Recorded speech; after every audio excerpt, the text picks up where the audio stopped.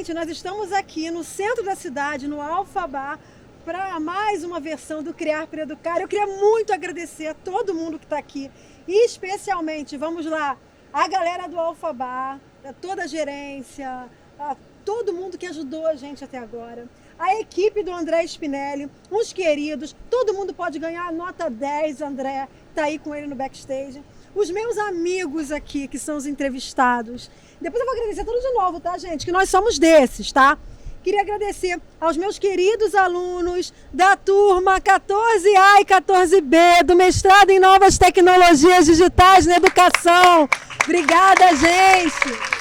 Aos meus colegas também do mestrado, temos professores aí presentes. Enfim, estamos com muita alegria, porque hoje a gente vai falar de um tema muito bacana, que é storytelling e educação, histórias que encantam e podem encantar também os nossos alunos. Eu queria agora apresentar cada um de vocês. Do meu lado aqui, da ponta direita, eu tenho Cristiane. Olá, gente, tudo bem? Sou Cristiane Mello, amo a Luciane, sou aluna do mestrado na Unicarioca e estou aqui pro papo com essa galera aqui, ó, nota 10. Daqui a pouco já pro doutorado, vocês viram que ela já antecipou, né? É quase saiu um doutorado. O projeto já está pronto. Desculpa. Então aqui, ó, na minha frente eu tenho o meu querido Renato Simões. Gente, eu nem vou falar nada. Renato foi nosso orientando, agora já é mestre, professor do Pedro II. Ele é mestre em novas tecnologias digitais na educação. E o trabalho dele, além de tudo, é músico, tá, gente? E dá licença, pianista. O cara é demais. E ele fez um trabalho sobre storytelling. Aí é claro que a gente vai querer saber tudo sobre o trabalho do Renato. Nem vou contar as fofocas, já é a segunda vez que ele está aqui, porque foi por pedido. Vou contar uma fofoca para você, Rafael. Sim, vamos nela, fofoca que eu gosto. Por pedidos, a gente quer aquele cara maravilhoso lá de novo. Bora. E te acharam um gato também. Opa! Vou te contar aqui, olha aí, ó. Gente, Rafael é comprometido. O pessoal tá falando, é verdade. Mas elogio é sempre bom. Aí tive que chamar Rafael de novo. Gente, Rafael é professor de história. Terminou o doutorado já? Não terminei. Agora, tá terminando. Estamos defendendo. Doutorado também em história, Rafa? Sim. Doutorado História também... da cidade. História da cidade. Vamos usar e abusar de Rafael aqui hoje, queria saber tudo. Ele faz também, ele é colunista da Veja, ele é escritor, tem livros aí publicados, enfim, o cara também é showman, nem digo nada, só gente boa aqui. Aqui só temos as figuras... Top dos tops. E aqui... E detalhe, todo mundo aqui, daqui pra cá, todo mundo que eu conheço há mais de 20 anos. Nossa. Disfarce. Bota 10 para dar um desconto. 10. Não. Ela revelou a nossa cidade. Minha primeira viagem sozinha, assim, pra fora do Rio de Janeiro, eu fiz com o Rafael. Nós tínhamos o quê? 12, 13, 14 anos. É verdade. Crianças. Era. A gente tem 22 agora. Exatamente, tem pouco tempo. Quase nada. Temos também aqui Precisa contar isso. André Loureiro, nem posso Positivo dizer nada, operante. que é a mesma coisa. Muitas festas de faculdade. André é cineasta, diretor de cinema, roteirista. Jornalista. Jornalista, o cara também faz tudo. Professor de produção e gestão cultural na área de direção de cinema. MBA. E do MBA, do nosso o MBA da Casa de Produção e Gestão Cultural. Enfim, André, então assim, estamos entre amigos. Eu queria especialmente agradecer a um grande amigo, se eu estou aqui hoje, também é por causa dele, André Diniz. Você gostaria muito, eu sei, de estar aqui, eu estou aqui na sua casa. Estou com muita alegria porque tudo aqui tem a ver com você também, inclusive o assunto de hoje. Bom, gente, eu queria passar um pouquinho agora a bola para o Renato, para ele dar um oi para a galera, para ele mesmo se apresentar, né, Renato? Vambora. Depois vamos para o Rafael e para o André Loureiro. Fala aí, Renato. Bem, como a professora Luciane falou, eu sou o professor Renato Simões, trabalho no Colégio Pedro II há 12 anos e tive a feliz ideia de fazer o mestrado em Novas Tecnologias Digitais na Educação, lá na Unicarioca, e conhecer essa pessoa maravilhosa, que é a professora Luciane Conrado, que foi assim uma orientadora espetacular, juntamente com o professor Antônio Carlos Moll, que deram todo o caminho ali para uma pesquisa muito interessante envolvendo storytelling, né, que vai ser o nosso tema de hoje, né? Eu sou professor de História da Música no curso técnico em Instrumento Musical do Colégio Pedro II. e eu descobri como a história dos personagens da música fascinam esses alunos, né? E como isso poderia ser explorado, né, numa linguagem moderna, digital, com um podcast. E a professora Luciane assim, fez a leitura perfeita da proposta do trabalho e juntos conseguimos desenvolver uma metodologia de ensino de história da música totalmente pautada no storytelling. Então, é disso que falaremos hoje também um pouco. Obrigada, Renato. Imagina. Vamos lá, vamos trocar, né? Trocar no centro da cidade do Rio de Janeiro, né? Com uma mesa aqui conduzida por 2 mulheres potentes, num bar, num centro cultural conduzido por 2 mulheres potentes, com 2 referências culturais fundamentais que levam esse nome para frente, né? O André e o Simas. Então a gente tem uma responsabilidade gigantesca. E a gente está falando basicamente, né? Às vésperas aí de 460 anos de fundação da cidade do Rio de Janeiro, a gente está falando, né, na Praça do Desterro do Ó, onde se subiu o Morro do Castelo. A gente está falando entre o porto da Alfândega do Rio de Janeiro e o mercado popular. Então a gente tem muita responsabilidade hoje ancestral para contar e para pensar a importância de transmitir essas histórias, né? É interessante que esse ano eu completo 20 anos como professor, né? 20 anos desde que eu me formei em 2004 e comecei a entrar no mercado de trabalho. E talvez o stream mais famoso que a gente tenha usado aí para contar e transmitir essas histórias e que se incorporou à educação é mais ou menos contemporânea esse período, né? O YouTube completa no que vem 20 anos também de atuação. E é muito interessante perceber que ao longo da minha formação eu tive, ainda mais que como historiador, pensar em como transmitir e, principalmente, o que a educação e essas novas ferramentas, né, tecnológicas podem trazer de ganho para a transmissão, para a troca, né, desses valores culturais, desses valores efetivamente do campo do ensino. Então, acho que a mesa vai nos possibilitar várias trocas nesse sentido. Eu estou aqui empolgado para a gente transitar por elas. Obrigada, Nada. Obrigada, Rafa. E aí, Legal. fala Fiquei por último. Fala comigo, André. Depois desses dois é difícil se apresentar, né? Vamos lá.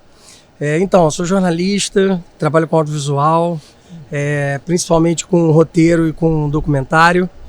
Foi no jornalismo que eu descobri que o jornalismo era pouco para mim, que eu precisava não ficar limitado só à factualidade e às coisas que aconteciam na cidade e no mundo. Eu precisava criar histórias, e já que a gente vai falar de storytelling, né, que é a arte de contar histórias, eu procurei aprender a contar histórias com a câmera, né, que é o que um diretor de cinema faz. Contar histórias com a câmera. Aquela que ele precisa de vários artifícios. A gente vai falar um pouquinho aqui sobre isso. E estou aqui, positivo operante, para compartilhar aqui Eu sei que é uma emoção. Quando você entrou aqui, viu que o André Spinelli tinha montado tudo com essa equipe maravilhosa. Parabéns aí, galera. Eu senti que deu um baque assim, você deu uma emocionada, que você está de alguma certa maneira em casa. Sim. Então, assim, seja muito bem-vindo também, desde já agradeço. Cris, agora Vamos eu queria nós. que você falasse um pouquinho de você e da sua experiência no mestrado em Novas Tecnologias de Educação. E por que você acredita que o ato de contar histórias, que a gente vai falar mais aqui, é importante e potente na sala de aula? Então, eu sou professora de Educação Infantil, Ensino Fundamental 1, né? Aquela galerinha ali. E a gente tem o hábito de contar a história para essa criança, para essa garotada, né? E aí chegou um momento da minha vida que eu passei a atuar também com o Ensino Fundamental 2, com formação de professores. E aí eu tive que sair dos livros, né? Só os livros já não cabia mais. E aí eu tive que buscar outras fontes. Fui estudando, fiz pós-graduação em psicopedagogia, fui fazer o mestrado Novas de Tecnologias para justamente aprender a usar essas tecnologias, né? E aí a professora Luciane entrou no meu caminho. A gente teve que fazer vídeo, a gente teve que fazer podcast. E aí, gente, como é maravilhoso levar essa tecnologia para o público, né? A chegar na tela. Enfim, é maravilhoso. Eu amei, tô amando o curso, estou terminando. E aí, gente, esse papo com vocês hoje, eu quero que vocês expliquem para minha turma, porque quando a Luciane começou com essa coisa de storytelling, vídeo, podcast, ficou todo mundo de cabelo em pé. todo mundo. Ai, eu vou lá, essa professora maluca, ela quer que a gente faça essas coisas. Mãe! E aí nós estudamos, corremos atrás e conseguimos, né, Luciane? E aí, hoje, deu literalmente sangue, tá? Dei o meu sangue hoje, gente. Dei o meu sangue. Até abriu o Cheguei aqui, não quis nem embora. Bati a cabeça ali. Não, quero conversar com eles. Tá com dor, Cris? Nenhuma! Não, e eu acalmei o pessoal, gente. O sangue jorrando. Luciane, vamos pro hospital. Vamos, Calma, professora. Calma, professora. Pega ali o guardanapo, bota aqui, por favor. Professora, só viu pra mim o quê? Vê a minha maquiagem. Precisa também a minha importante, maquiagem. preocupação relevante. Então, gente, a gente quer saber mais sobre storytelling. Que nós nos apaixonamos por essa temática. E como a gente pode levar isso para a sala de aula, né? Para os alunos, para essa galera nova, tecnologia nova. É verdade. E como eu posso aplicar essa tecnologia para as crianças? Sim. Para a educação infantil, para o Fundamental 1, para o Fundamental 2, porque vocês aí, galera maiorzinha, né, é mais fácil. Para as crianças, como é que a gente pode fazer? Então, assim, posso dar uma sugestão de como? Claro. Ouvir tecnicamente o André Loureiro primeiro, Perfeito. cineasta, e depois a gente vai, vamos entre nós aqui. Bora. André, fala aí Beleza. pra galera também que tá em casa, pro pessoal que tá aqui. Aí, galera, tem gente aqui, aí, ó. Cadê? Os mestrantes? Pode fazer barulho. Você falou pro pessoal não fazer barulho, eles ficam quietinhos, Você né? viu? Todo mundo Tem que- obediente. Todo mundo obediente. A claque, na hora da claque pode. Pode. Aí pode. Aí pode. Paguei todo mundo aqui. O Pix daqui a pouco tá liberado, hein? Opa! É Pelo menos um show que mentira! é esse Pix, né? André, então assim, pra galera que tá assistindo e pro pessoal que tá aqui, também tá ouvindo, fala pra gente, o que é storytelling? Beleza. Eu, como um bom roteirista, fiz aqui uma pauta para poder me guiar, né? Ascendente a lua em virgem, eu preciso de uma diretriz aqui. Então, como eu disse anteriormente, storytelling é a arte de contar histórias, né? Isso hoje em dia é utilizado no mercado corporativo, na publicidade, no marketing, mas o princípio básico do cineasta é a partir do storytelling. O storytelling é o desenvolvimento de uma ideia, né? Então, todo mundo, para escrever um roteiro, utilizando técnicas e formatos distintos, ele precisa desenvolver uma ideia, né? Então, o storytelling nada mais é do que o roteirista fazia no passado. Essa nomenclatura, ela veio, ela se abrangeu, mas ela tem um objetivo ela é a arte de contar histórias. Então, se o roteirista é o cara que concebe a história, que cria os personagens, que cria o tempo e o espaço onde a narrativa vai se dar, ele é um storytellista, né? Usando aqui um termo abrasileirado aqui. Não foi dos melhores não, mas dá para entender. Isso aqui é importante entender. Então, o que acontece? No storytelling, a gente vai trabalhar com uma série de questões. A gente trabalha com arco narrativo, com a construção de personagens e com os conflitos existentes naquela relação, né? Uma história bem contada nada mais é do que uma relação de causa e efeito, né? Alguém faz alguma coisa e desencadeia outra coisa e assim por diante, né? Não há história sem conflito. Isso é uma coisa básica. Por mais que você coloque o final no início, que você mude as narrativas, que você faça sobre estilos neorrealistas, surrealistas, você sempre vai precisar de um conflito. Ninguém conta nada para alguém que deu certo. Alguém conta alguma coisa que fugiu da caixa, que deu errado, que saiu do que estava previsto, né? Então, o storytelling no audiovisual ele vai surgir, ele vai partir de uma estrutura clássica, né? Que nada mais é do que a apresentação. Se você for prestar atenção num filme de 1h30, 2 horas, nos 15 a 20 minutos iniciais, você sempre vai ter ali a apresentação do espaço, o lugar que vai acontecer essa história e os personagens principais. E se você prestar atenção mais a fundo, você vai ver que a primeira aparição do personagem, ela nada mais é do que uma situação que às vezes pode ser banal para a narrativa quando você vai até o final da história, que é só para apresentar esse personagem, só para dar características principais dele. Então, se ele é rabugento, se ele é extrovertido, se ele é um cara rico que esnoba, se ele é um cara pobre que corre atrás de mudar uma realidade, você vai descobrir, claro que dos personagens principais que têm o protagonismo, né? Quem é quem, e aí vai surgir um conflito. Surgindo esse conflito, a narrativa vai se desenvolver. né? E aí podem acontecer outros conflitos a partir da narrativa. Mas sem o conflito inicial, a história não vai se desenvolver. O que é um conflito inicial? É um telefone que toca e diz que alguém faleceu, é uma coisa que cai e causa um acidente, é alguém que recebe uma informação de que tem um convite que vai mudar a vida dessa pessoa. Então esse é o conflito primordial. Conflito, na maioria das vezes, é um embate de forças, né? Ou é um acontecimento que não estava previsto, que vai conduzir a narrativa desse personagem. Ele ia para um lugar e ele vai acabar indo para outro por causa desse acontecimento, né? E aí no final da história você vai ter um clímax, que é o momento principal da história, e um desfecho, né? Essa é uma narrativa clássica, esse é o storytelling do audiovisual, né? Então, eu acho que é isso. Quando você cria os personagens, você cria para que os personagens se identifiquem, que o público se identifique com os personagens. Então, você tem uma etapa de construção no roteiro que se chama perfil de personagens, né? E aí você vai desenvolver todas as habilidades, onde ele nasceu, para que time ele torce, de onde ele vem, quais são os traumas, tudo que vai influenciar no lidar com o outro. Tanto no próprio temperamento, quanto na forma de lidar com o mundo, com a sociedade, né? E aí é isso, é o embate dessas forças, é essa relação de causa e efeito que vai desenvolver a narrativa. André, o que você está falando é importante, assim, e aí depois eu vou passar para o Rafa. Eu acho que o Rafa tem um monte de história, o Rafa e o Renato. Na verdade, eles dois estão mais aqui também, entre outras coisas. Histórias conflituosas. Eles são grandes contadores de história. Tanto o Rafael quanto o Renato.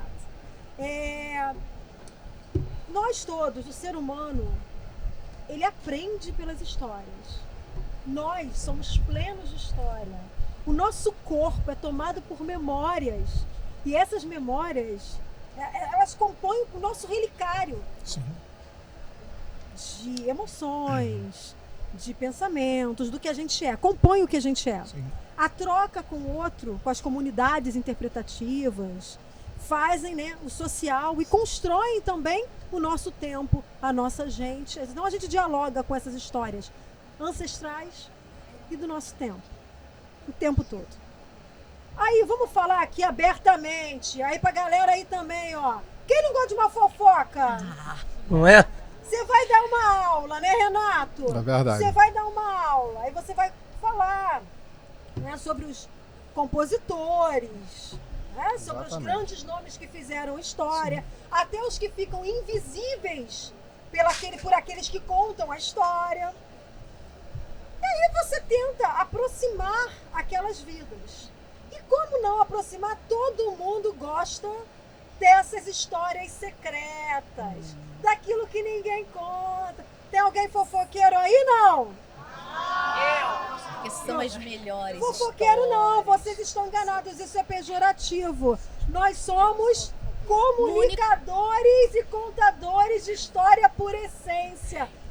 Eu costumo dizer que eu sou comunicóloga. Ó. Comunicóloga. Eu queria que você falasse pra gente um pouquinho, claro, Rafa, já aí, pegando de você, fala um pouquinho sobre esse hábito das rodas, no fogo, nessas coisas ancestrais de diversas culturas, que é a contação de histórias. Sim. E especialmente, por exemplo, nós estamos aqui pertinho do Cais do Valongo. Sim. Nós estamos num lugar em que histórias foram construídas. Sim. Histórias de riso, de lágrimas, de sangue, de escravidão, de potencialização, mas também de dor e de lutas. Eu queria que você falasse um pouco, claro, dessas histórias e como a gente se constitui como ser humano, sim, por meio dessas histórias.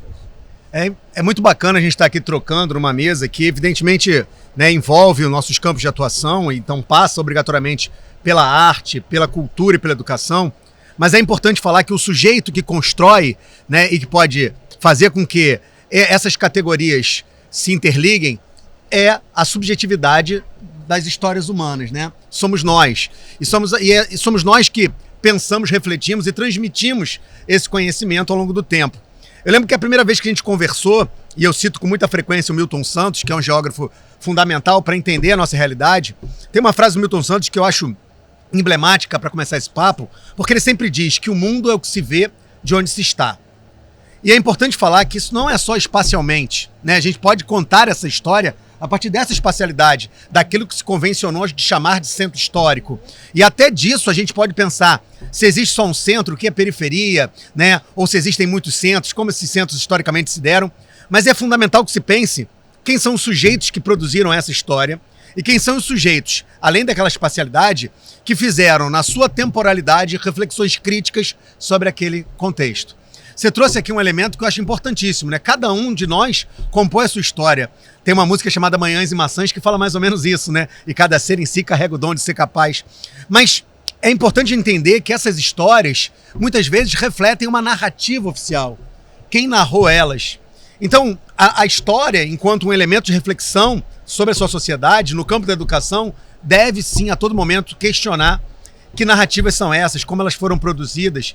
E isso dialoga obrigatoriamente com a arte e com a cultura, com o cólera, né? Com aquilo que germina, com aquilo que faz crescer, e com a arte como a interpretação da sua experiência social, no tempo histórico que você tem. Vamos abrir aqui um... Parênteses. O cólera, a que ele se refere, o sentido, um dos sentidos etimológicos da palavra cultura. Por gentileza, Rafa, verdade. nos dar essa tradução para Sim. aquela pessoa que está ali em casa. Etimologicamente, a palavra, né, cultura vem de uma etimologia grega, mas que é ressignificada no latim. Nós temos uma língua portuguesa neolatina, que significa, né, aquilo que floresce, que cresce, que germina. Daí a raiz etimológica de palavras como agricultura, como cultuar, como culto, né? Aquilo que se expande a partir do sujeito, a partir da troca de experiências, né, sociais.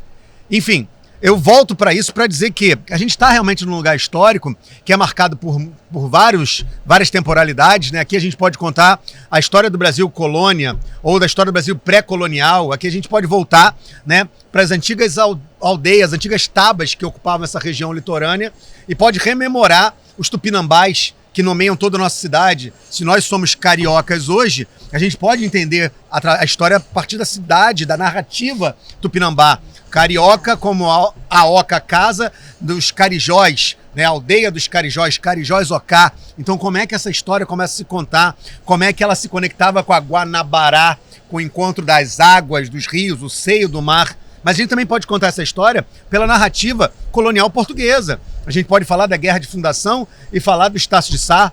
Mas aí a gente pensa sempre nessa narrativa decolonial, se o Estácio de Sá era importante, quem é que estava remando a canoa dele enquanto ele estava lutando, né, contra os franceses? Né? Se Dom João VI chegou aqui, né, e teve todo um ritual, onde hoje é ali né, o Paço Imperial, quem é que desembarcou a família imperial? Se aqui a gente tem, né, a pedra fundamental da religião cristã no Rio de Janeiro, a gente tem ali o Convento do Carmo, do lado a Capela Imperial, a gente tem aqui em frente a igreja, o Mosteiro de São Bento, todas elas construções do início do século XVI, 1580, 1590, mas é mais importante para mim, nessa história, saber quem é esse agente que botou a primeira pedra, né, lançou o primeiro cal ali. E eu acho que isso é importante quando a gente fala de histórias e educação, porque a gente tem uma preocupação com novas tecnologias, até porque elas interferem obrigatoriamente no espaço em que a gente está e que a gente vive. Eu nunca pensei, quando eu escolhi ser historiador nos anos 90, né, do século passado, que hoje em dia... Não precisava falar isso. Não pisa. Mas é verdade. Eu nunca imaginei que eu teria que transmitir, né, essa informação, trocar esse conhecimento, sendo hoje em dia um colunista, e eu não sou formado para ser colunista, né, da Veja, sendo um colunista da Rádio Roquete Pinto, e eu não tenho uma formação em comunicação, e tenho um quadro chamado Rio de Histórias lá. Eu não pensava que eu conduziria um podcast que fala sobre cultura e educação suburbana. Não teve educação formal, e foi Leonardo da Vinci. Meu crush, né, gente? Significante. Mas porque ele estava no sempre. contexto das mudanças do Renascimento, da transição da cultura medieval para a cultura moderna. E detalhe, olha os enfrentamentos dele. Ele era Sim. considerado bastardo. Sim. E o pai fato. dele um tabelião. É. Enfim, a gente já tem problemas ali, porque o pai dele engravidou uma menina, uma campesina, pegou o garoto, mas não quis registrar o menino naquela época. E ele não vai para uma escola porque ele simplesmente não tinha certidão na época de nascimento. E ele se tornou Leonardo da Vinci. Então, Rafael, qual o problema? Porque você não tem faculdade? Não, é porque hoje em dia eu penso, e isso é importante, até para a gente ampliar o debate, dentro da tua provocação, existem múltiplas formas de contar a história. O que a gente precisa saber, e isso o storytelling traz pra gente como reflexão no campo da educação, é o planejamento. Que aí eu poderia dizer pro campo do roteiro. Quem é o nosso público-alvo? Que tipo de reflexão a gente quer produzir a partir daquela... Isso é muito importante. daquela... Olha aí, gente, nós aprendemos isso. Quem são as nossas Personas. Verdade. Quem são as nossas personas? Como é que a gente vai narrar? Quais são os elementos, né, documentais, empíricos que a gente vai trazer para esse debate? Existe uma história única ou a gente vai confrontar várias narrativas? Então, a gente está num momento que é desafiador, né? As novas tecnologias vieram para superar uma tecnologia pré-histórica que eu aprendi a dar aula, que era um giz, né? Uma pedra de calcário, Esse quadro verde. que foi usada lá 10 mil anos atrás. Não, eu não peguei essa época não, gente. Desculpa. Não. Meu é quadro branco e... Não, mas- Não Mas peguei essa época. eu sempre brinco. Lousa. Lousa, exato. Eu sempre brinco que essas novas tecnologias pressupõem um conhecimento pretéreo. Porque pra gente estar lá com um giz nos anos 90, num quadro negro ou branco ou verde, ou hoje em dia é branco, né? Pilô, a gente tem que saber como é que começou essa história de escrever, de eternizar há 3 mil anos atrás, das pinturas rupestres, que a gente tem uma série de exemplos aqui no Brasil, na Serra da Capivara, por exemplo. O que isso representava, o que era importante narrar, como era importante pensar. Olha, eu preciso deixar claro que esse período, esse mês do ano, é importante para caçar, e é para caçar aqui. Então vamos deixar claro aqui. Só que alguém depois vai perceber que nesse mesmo período do ano, os animais já não vão mais para aquele lugar. Então essa narrativa não é única, ela tem que ser remontada, refletida, né? E eu acho que o centro da cidade mostra isso pra gente. Embaixo desse chão, né, com estátuas que a gente tem ali representando Dom João VI, mas também João Cândido, o Almirante Negro, né? Tiveram histórias, tiveram narrativas, e a gente vai falar muito sobre isso e fazer e pensar em educação, arte e cultura no storytelling do século XXI é trazer isso para o campo de debate, é trazer isso e pensar para quem eu tenho que falar, com quem eu tenho que falar, quais são as narrativas e, acima de tudo, aonde esse repositório de conhecimentos que a gente está produzindo está dialogando. O que esse campo do streaming pode trazer para que a gente leve para esse espaço medieval da sala de aula, né, de séculos atrás, e como é que a gente pode transpor para um aluno de hoje, que tem múltiplas telas e múltiplas leituras de mundo, para que a gente consiga, né, de certa forma, ter uma produção de conhecimentos que seja reflexivo, mas que seja crítico e seja contemporâneo. E trazer a história que a história não conta. Sim. E a história dos contadores também, Claro. para que a gente possa ter a dimensão de quem ficou esquecido. E eu acho que é isso que é bacana que você traz, especialmente no seu trabalho. Claro. O que está esquecido? É. O que fica né? O que se escolhe para se contar? Eu vou levantar uma pedra que eu tenho certeza que você vai abordar. Esse ano completam 170 anos de nascimento da Tia Seata, ela é de 1854, e 100 anos de morte dela. E pouquíssimo se falou ou se fala da influência de uma mulher negra para a história do samba, Nossa, mas para a história da olha, musicalidade, da religiosidade, construção do espaço, exato, da espacialidade. de representatividade, de enfrentamento, uma mulher. Por isso, mulheres unidas, cadê a mulherada daqui? Inspiração. Mulher é criticidade, é Sim, força, sim. mulher é poder. Né? Então, assim, e eu acho maravilhoso quando eu estou diante de homens. Eu tenho aqui, tem no backstage, ó. E tem uma mulher ali no backstage maravilhosa também. Que vem a importância da mulher nesse contexto crítico, nesse contexto de construir e da sala de aula. Porque por muito tempo as mulheres ficaram como uma espécie, foi construída uma ideia que nós somos as cuidadoras, no sentido de pedagogia, que deveria ser Infelizmente. outro, mas é também toda uma construção de pensamento sobre a pedagogia. Mas a mulher é extremamente potente e na história, inclusive da educação, muitas vezes ela fica invisível por trás de narrativas complicadíssimas. E outras. Então, quem são as mulheres que ficaram invisíveis na história da arte, na Nossa. história da música, O Classes na para história da Todos educação? tem uma Na temporada política. toda só dedicada às mulheres. Olha aí. Tem Você uma tá vendo aí? temporada É tudo toda tudo dedicada às certo. mulheres. Nós estamos bem aqui na Para mesa, hein, Cris? todos. Aí, Cris. Já está na sétima Sétima temporada. temporada. Ele falou, já me contou aqui, olha, que que ele te especial contou que para ele as não contou pra mulheres. gente? Eu já Fala estou aí. sabendo. Não, ele vai falar um pouquinho pra gente. Então vamos E lá. olha, eu acho que vamos na lá. nossa turma, só para ressaltar essa questão das mulheres, a maior parte mulher. Não é não? Na educação, né? Sim, Na nossa sim. turma, a Educação mulherada ó, veio arrasando. Tem mais mulheres que homens. É porque a Conta mulher pra gente um assume pouquinho. a sensibilidade. Quando ela assume a sensibilidade, ela fica mais forte. Quando a gente assume as nossas fraquezas, quando a gente é mais transparente, quando a gente se coloca, a gente ganha força, porque a gente se aceita. Então isso eu acho que é o grande Gente, segredo. peraí, ó. Galera não ouviu aqui, porque o Renato fala baixo, a gente ele é músico, né? Ele tem toda uma delicadeza, uma coisa do pianista, que ele envolve, né? Aí ele fala baixinho. Mas o que ele falou foi lindíssimo. Fala o que você falou aí mais alto um pouquinho. Vamos lá, vamos tentar aqui subir a voz, vamos lá. Levantando aqui o Sobe véu um tom aí. palatino, vamos embora. O que eu estava falando aqui nesse momento era sobre, olha, já baixando a intensidade da voz. Vamos lá, de novo. A importância, a força da mulher é porque ela assume a sua fraqueza.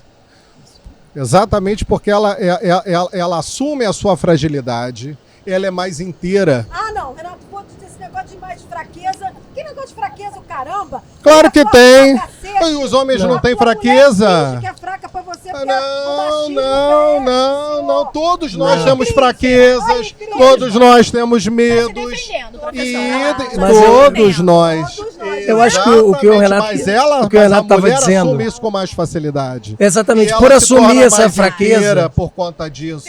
E aí ela, Homem e as sensibilidades quer ficam barrer afloradas. debaixo do tapete, muitas vezes. Quando o Renato fala que a mulher é mais inteira, vocês pegaram na câmera aí, no plano, detalhe? Esse olhar do Renato, vocês sentiram? A mulher é mais inteira. Mais Não, inteira. eu tô brincando com o Renato. O Renato é meu filho, tá, gente? Quando ele fala da fraqueza, que as pessoas confundem muitas vezes fraqueza com submissão. Isso, não, Baixar a nada a cabeça. ver, nada a ver. Obediência extrema, isso não tem nada a Não, ver. é Fracos absoluto. todos nós somos, porque somos sensíveis, somos humanos. Sim. Nós estamos sempre diante da imprevisibilidade que é a vida. Então, a partir dessa imprevisibilidade, existem forças muito maiores do que nós, e cada um com a sua força.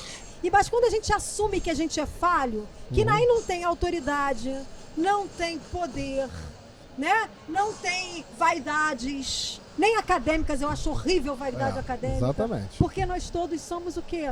Frutos da humanidade, o ser humano na sua essência, na sua dor e no seu prazer de ser o que é.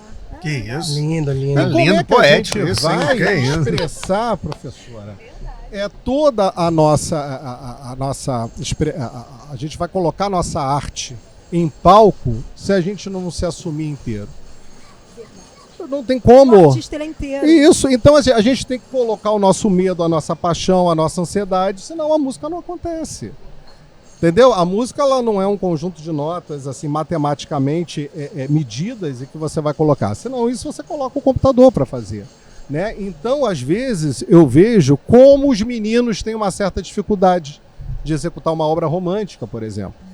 Uma dificuldade de se soltar. E principalmente, na hora que você está tocando piano, você está se confessando, você está se abrindo para o mundo. E como é difícil você se abrir, né?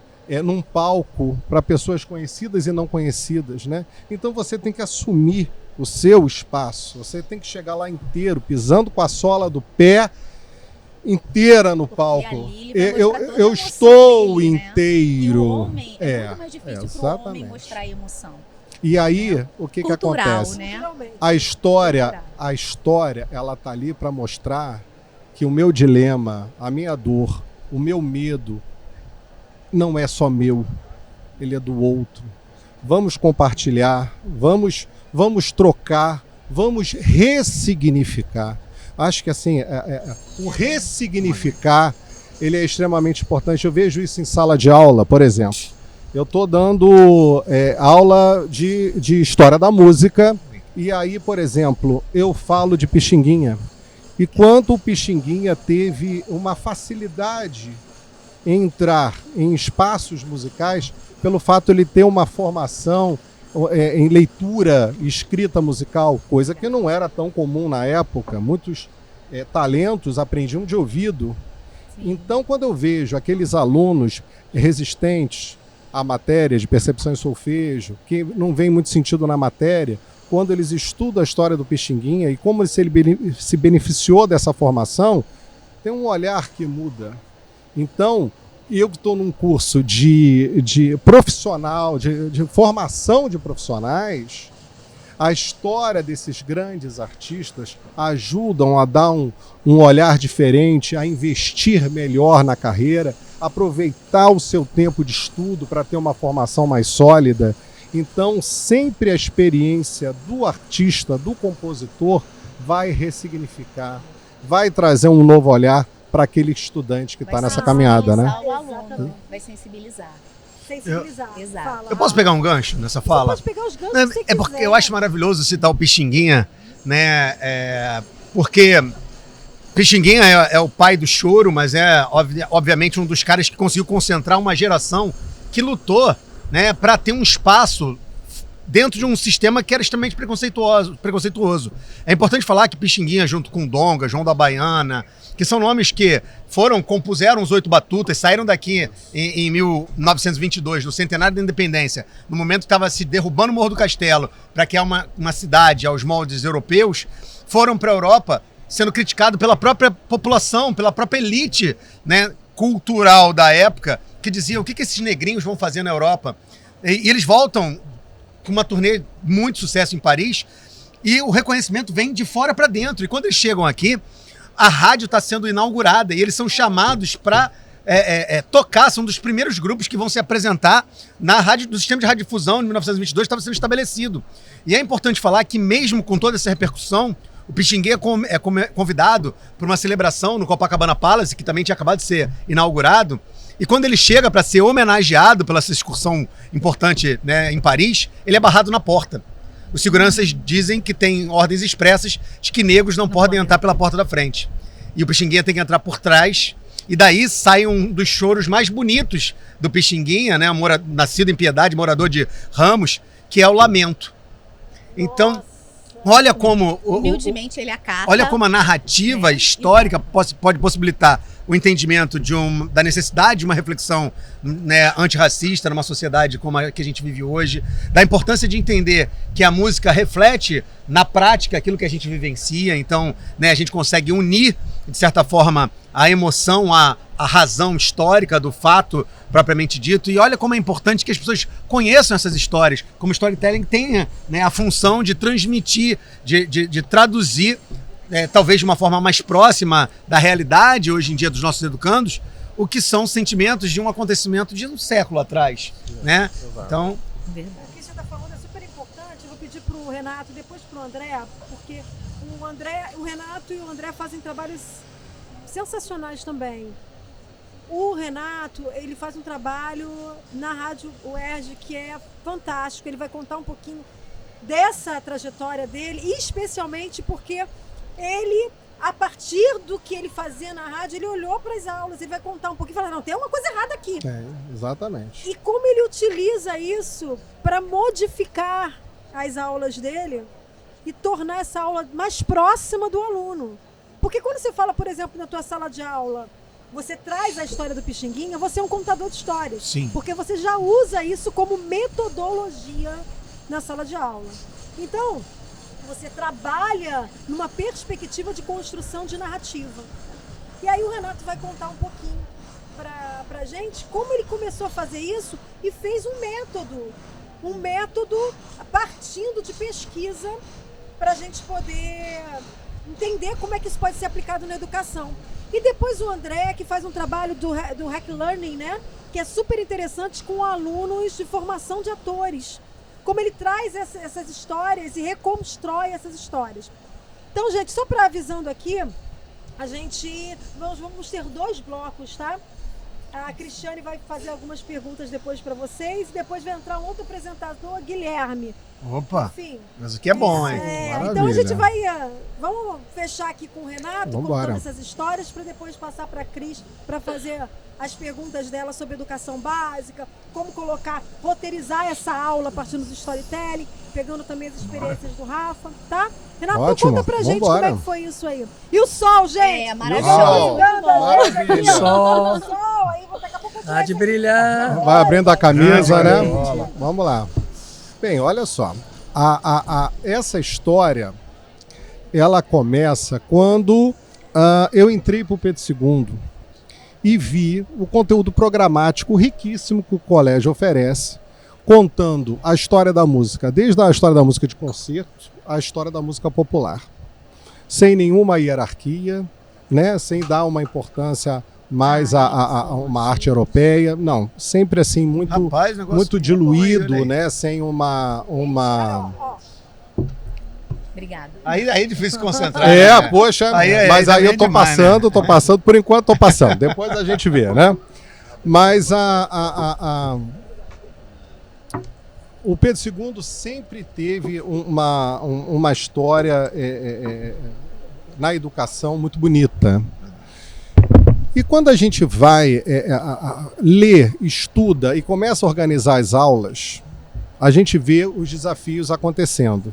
Porque os alunos estão ávidos. O aluno do Pedro II é um aluno diferenciado. A gente vê um aluno ávido por uma prática musical, né? Ávido por aprender a tocar. E quando a gente vai falar, por exemplo, de um compositor do século XIX, século XVIII, nossa, aquilo está distante para esse aluno de uma forma... é uma distância geográfica e temporal tão grande que às vezes aquilo não quer dizer muita coisa para o aluno. Então você tinha ali uma parcela, eu encontrava uma parcela interessada, geralmente a turma do gargarejo, que senta ali nas primeiras fileiras, né, e ali anota tudo, até se você espirra, se duvidar o aluno anota, mas uma turma também meio assim, desanimada. Eu falei, poxa gente, o que a gente faz com esses alunos? Pô, história é tão bacana, apesar de eu estar preso aqui num conteúdo programático, poxa, história é fascinante, história é fascinante. E eu aprendi a gostar de história da música vendo programas de televisão e de rádio. Aí eu tinha concertos internacionais da Globo, com o maestro Diogo Pacheco, tinha programas na Rádio MEC maravilhosos. Falei, gente, mas isso é fascinante. Eu preciso criar algum material de apoio, algo que ajude o aluno a entender essa história de alguma forma. Então eu procurei a Rádio UERJ, querendo exatamente devolver esse encantamento, essa história que eu vivi no passado, de alguma forma. E então, juntos elaboramos um podcast, numa duração bem curtinha, de 2 minutos, onde a gente passaria a história dos compositores e os seus trechos musicais mais famosos. Num primeiro momento, a Rádio UERJ ficou meio reticente com o programa, achando que o programa não fosse fazer muito sucesso, música clássica para jovens. Como é que ia ser isso? E a Rádio UERJ estava procurando audiência. Mas o coordenador da época, Daniel Barros Luz, gostou, gostou da ideia, abraçou, e o programa foi primeiro lugar de audiência logo na primeira temporada. Uau! Coisa que eu jamais poderia imaginar na vida. Eu só estava querendo um paninho com frolic, um cantinho ali na rádio para passar ali um trabalho, né, uma proposta. E aí, falei, mas como assim? Os alunos do Pedro II, meus alunos, começaram a mandar mensagem de madrugada. Professor, o programa é muito bom, eu estou ouvindo um episódio atrás do outro aqui no Spotify, parará. Peraí, como é que esse aluno dorme na minha sala de aula e está ouvindo o programa? Esse foi a grande inquietação. Como é que esse aluno dorme na sala de aula e assiste? E aí, eu falei, vamos investigar isso. Mas aí a você viu que Luciane o já matou a diferencial charada foi quando a eu cheguei. tecnologia. Não só a tecnologia. não só. Não, porque ele podia fazer isso eu- usando uma outra tecnologia, exato, podia fazer na exato. sala de aula, que foi o que ele fez.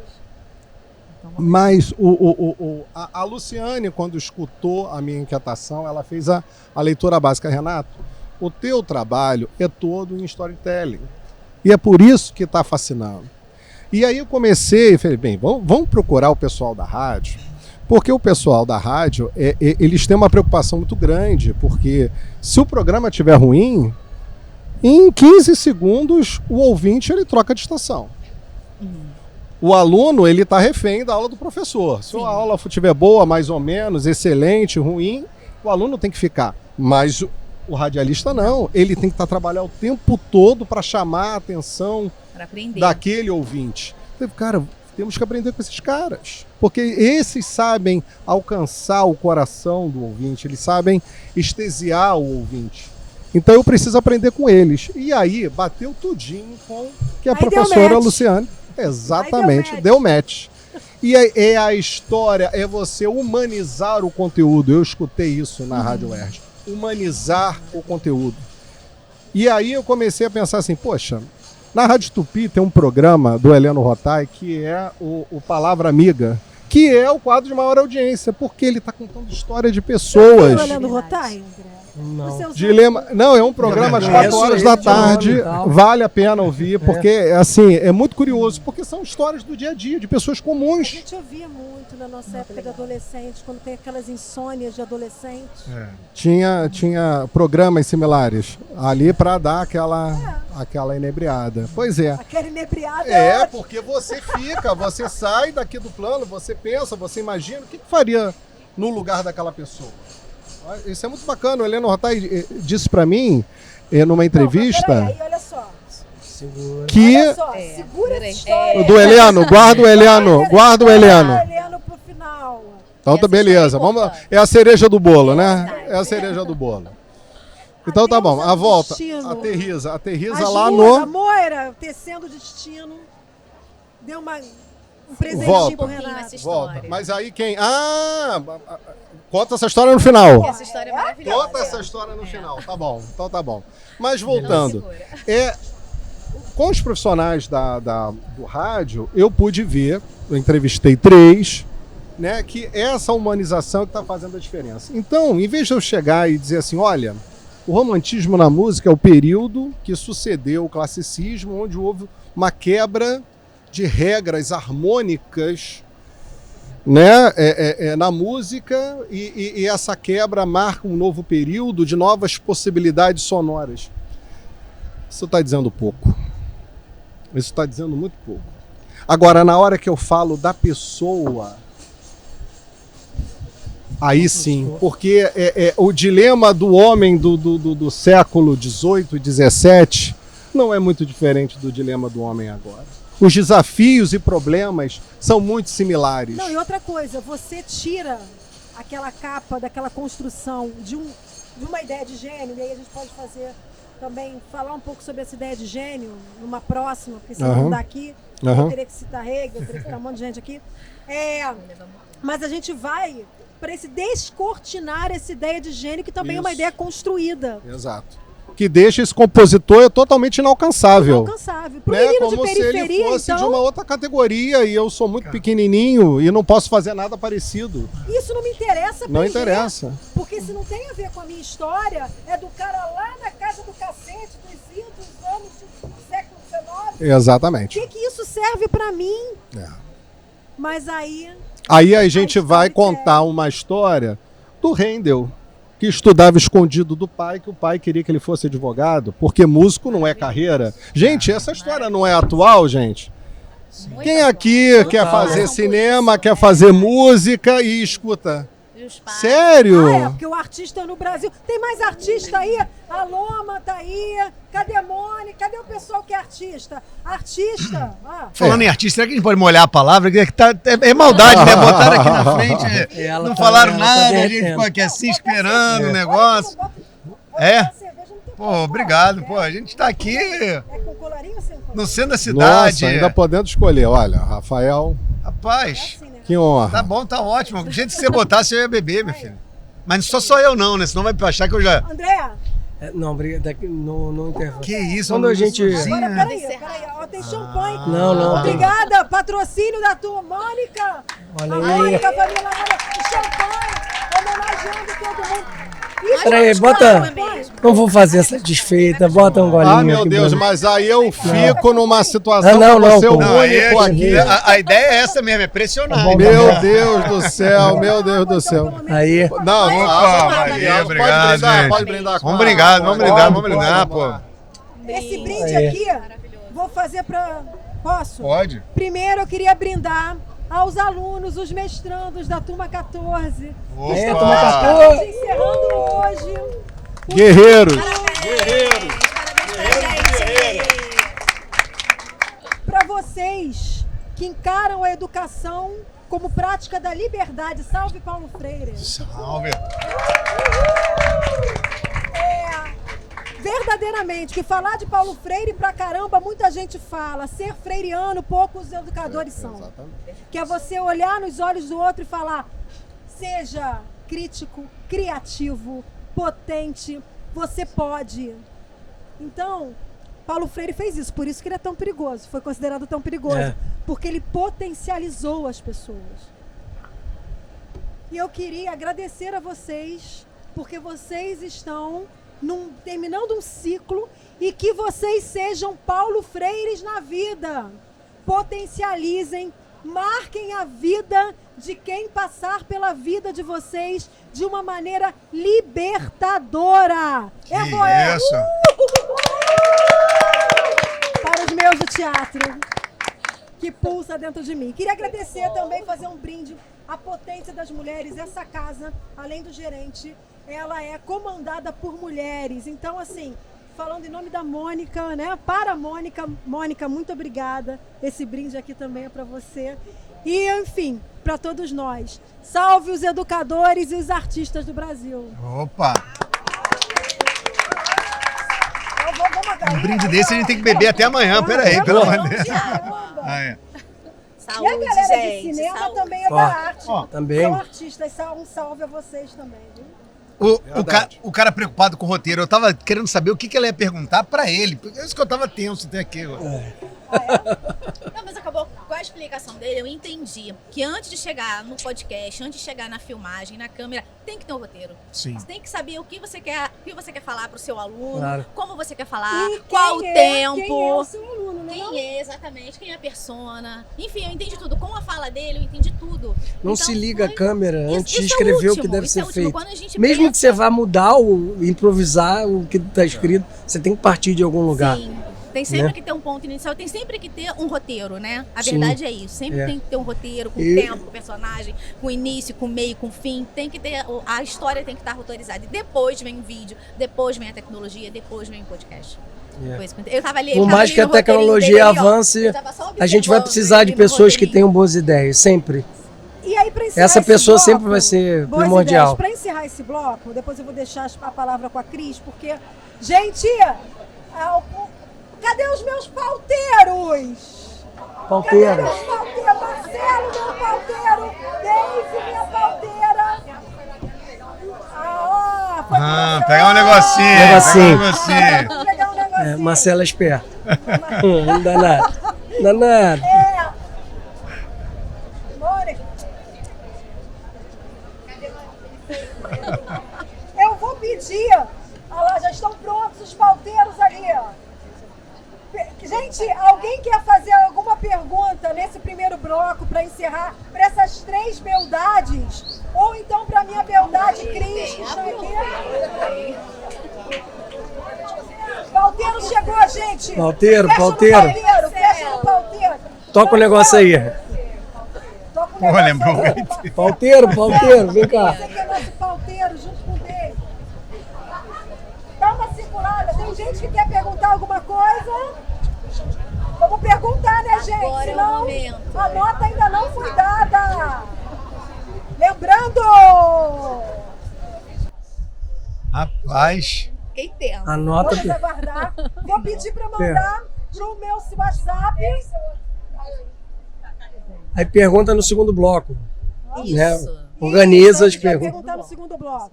Então a gente está organizando ali para perguntar no segundo bloco. Cris, você quer fazer mais alguma pergunta para algumas dos três homens maravilhosos que temos aqui à nossa frente?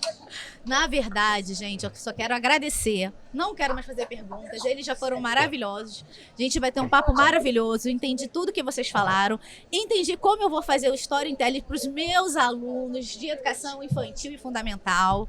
Porque esse era o meu grande dilema aqui hoje. Eu queria saber como fazer para eles. Aprendi. Muito obrigada. Aprendi muito com vocês. Foi maravilhoso. Muito obrigada, professora Luciane. Amei estar aqui. Amei muito. Ah, eu que agradeço. E só para falar da educação infantil, a Cris faz um trabalho lindo sobre educação infantil. Gente, é na educação infantil que é uma das fases importantíssimas. Formando Nossa, o caráter, a da criança. personalidade, né? É um momento da educação dos sentidos. A gente, Exato. especialmente o André, que daqui a pouco no segundo bloco vai falar disso, que trabalha com os sentidos, né? Sim. O cinema, ele serve. O André costuma dizer que cinema serve para tudo. Na educação infantil, a gente está trabalhando com aguçar, modificar, transformar, potencializar os sentidos da criança. Exato.